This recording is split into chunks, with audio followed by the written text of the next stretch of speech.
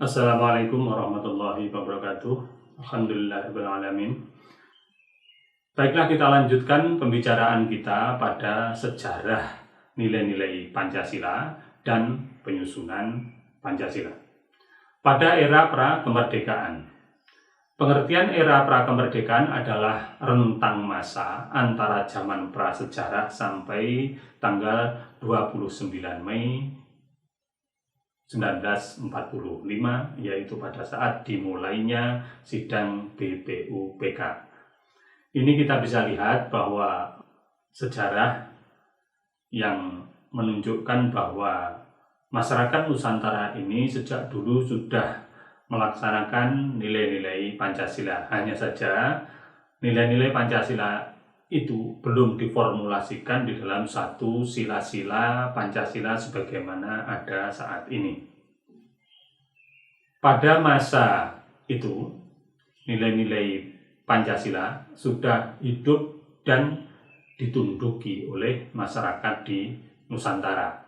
Misalnya, dalam nilai ketuhanan, yaitu adanya peninggalan tempat upacara keagamaan, kemudian juga tempat pemujaan atau mungkin tempat peribadatan, baik itu yang tergolong di dalam animisme, dinamisme, politeisme, dan monoteisme. Misalnya ada negara menhir, kemudian juga candi, kemudian juga masjid, kemudian juga gereja, dan sarana peribadatan yang lainnya. Kemudian yang kedua, nilai kemanusiaan. Misalnya banyak peninggalan berupa artefak atau sistem yang menunjukkan kepedulian anggota masyarakat terhadap komunitasnya.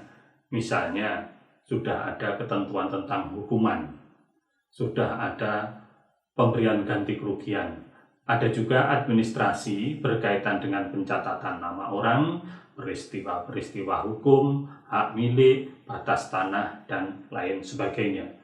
Semua ini dapat dimaknai bahwa apa yang dilakukan oleh masyarakat pada saat itu sebagai bentuk perlindungan terhadap hak asasi manusia.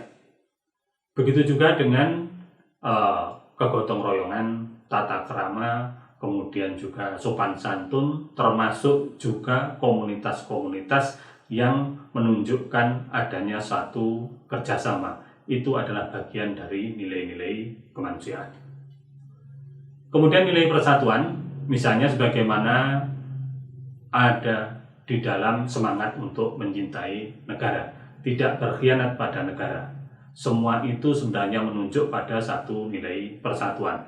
Apa yang kita lihat, negara yang pernah ada di wilayah Nusantara, semuanya tidak akan pernah terbentuk manakala tidak ada nilai persatuan di antara warga negaranya. Kemudian nilai yang keempat yaitu kerakyatan. Misalnya musyawarah untuk mufakat di lingkungan masyarakat, kemudian juga musyawarah di lingkungan kerajaan atau kesultanan dalam menyelesaikan permasalahan, kemudian juga pemberian hak kepada masyarakat dalam satu bentuk usulan yang akhirnya juga diselesaikan oleh pihak kerajaan.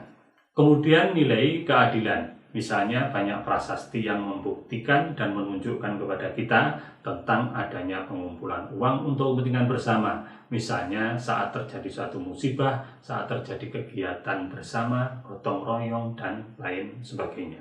Nilai-nilai Pancasila di dalam masa pra-kemerdekaan tersebut belum tersusun secara formil sebagaimana falsafah negara yang ada pada saat ini, tetapi nilai-nilai dan nilainya itu semuanya ada di dalam masyarakat, semuanya tumbuh dan berkembang, dan mayoritas masyarakat menggunakan itu sebagai pedoman dalam bertingkah laku. Kemudian melalui satu proses yang panjang, akhirnya nilai-nilai tersebut dituangkan di dalam suatu bentuk rumusan yang sederhana, tetapi mendalam yang meliputi 5 prinsip atau 5 sila yang kemudian diberi nama Pancasila. Baiklah, kita lanjutkan lagi kajian kita pada kajian tentang perumusan Pancasila Dasar Negara sampai dengan tanggal 18 Agustus 1945. Berdasarkan risalah rapat Badan Penyelidik Usaha Persiapan Kemerdekaan pada tanggal 29 Mei sampai dengan 1 Juni 1945, ada sidang yang diselenggarakan untuk menyiapkan dasar negara. Saat itu sidang dipimpin oleh Ketua Dr. K.R.T. Rajiman Widyo Diningrat.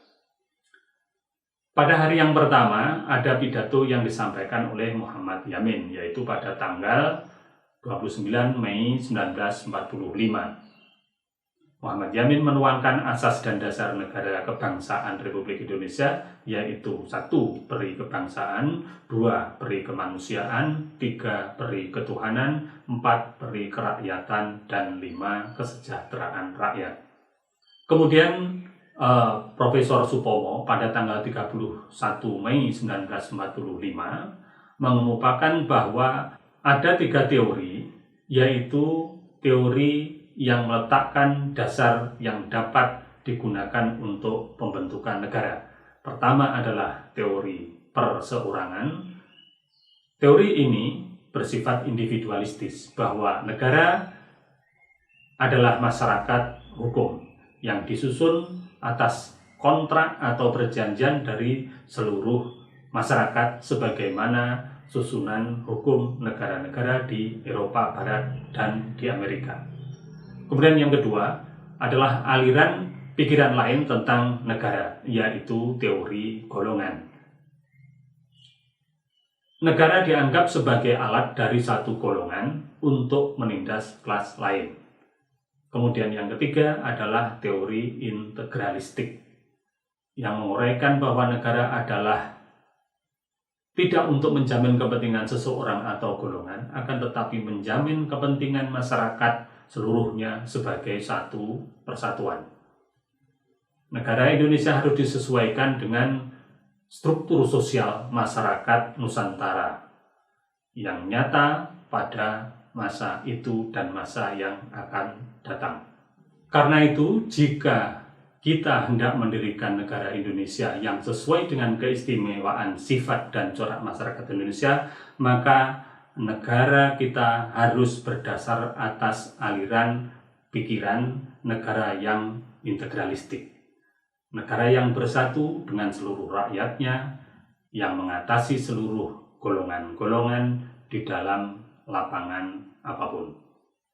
Kemudian pada tanggal 1 Juni 1945, Insinyur Soekarno menyampaikan pidato. Prinsip yang diusulkan oleh Insinyur Soekarno sebagai dasar negara adalah 1. Kebangsaan Indonesia, 2. Internasionalisme atau peri kemanusiaan, 3. Mufakat atau demokrasi, 4. Kesejahteraan sosial, 5. Prinsip ketuhanan. Usulan tersebut kemudian diberi nama Pancasila. Sila artinya asas atau dasar, dan di atas kelima dasar itulah negara Indonesia akan didirikan. Kemudian pada saat pidato tersebut juga ada tawaran, jika sidang menghendaki, maka sila-sila tersebut dapat dijadikan trisila, yaitu kebangsaan dan internasionalisme yang kemudian disebut sosio-nasionalisme. Kebangsaan dan perikemanusiaan yang kemudian disebut sosio-demokrasi, dan ketuhanan. Mungkin juga dijadikan ekasila, yaitu gotong royong. Setelah itu sidang BPUPK yang pertama selesai, kemudian dibentuk panitia kecil, dan panitia kecil tersebut menyetujui sebulat-bulatnya rancangan preambel yang disusun oleh anggota-anggota yang terhormat, yaitu Muhammad Hatta, Muhammad Yamin, Suparjo, Maramis, Muzakir, Wahid Hasim, Soekarno, Abi Kusno Cokro Suyoso, dan Haji Agus Salim. Dalam isi pembukaan inilah tertuang isi dan redaksi sila-sila Pancasila sebagaimana yang dituangkan dalam pembukaan Undang-Undang Dasar 1945. khusus di dalam frase ketuhanan dalam preambul yang disepakati tersebut, yaitu dengan kewajiban menjalankan syariat Islam bagi pemeluk-pemeluknya, akhirnya diubah menjadi ketuhanan yang Maha Esa.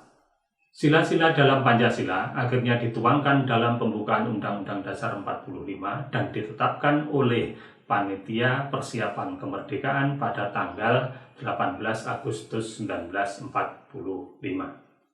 Itulah yang bisa saya sampaikan. Mohon maaf jika ada yang kurang tepat. Assalamualaikum warahmatullahi wabarakatuh.